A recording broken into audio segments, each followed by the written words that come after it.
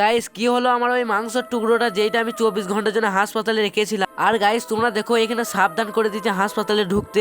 আর আমরা ভিডিওর জন্য ঢুকছি, তার জন্য তোমরা একটা লাইক করে দাও এই ভিডিওতে। গাইস এবারে আমি যাবো ওই মাংসের টুকরোটা কাছে, দেখবো আমি মাংসটা আছে কি না।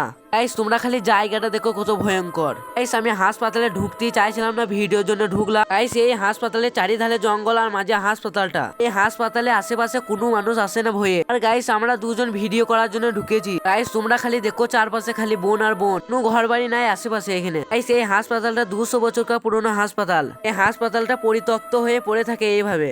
গাইস এবারে চলো দেখা যাক মাংসটা আছে কি না। তার জন্য গাইস সেই জায়গাটা চলে এলাম যে জায়গাটা আমি মাংস রেখেছিলাম। গাইস এইখানে ঢুকিয়ে আমি প্রথমে যেটা অবাক হলাম, গাইস মাংসটা এখানে না, এখান থেকে গায়েব হয়ে গেছে মাংসটা। সত্যি কি এই মাংসটা ভূতে খেয়েছে না অন্য কিছু তেলি পালিয়ে গেছে? গাইস এইখানে আমার বেশিক্ষণ থাকাটা ঠিক হচ্ছে না। গাইস এবারে আমি এখান থেকে বাড়ি চলে যাব। তোমরা খালি একবার হাসপাতালে খালি দেখো। গাইস এই ভিডিওটা এই পর্যন্তই। এই ভিডিওটা যদি তোমাদের ভালো লেগে থাকে তাহলে একটা লাইক করে দিবে।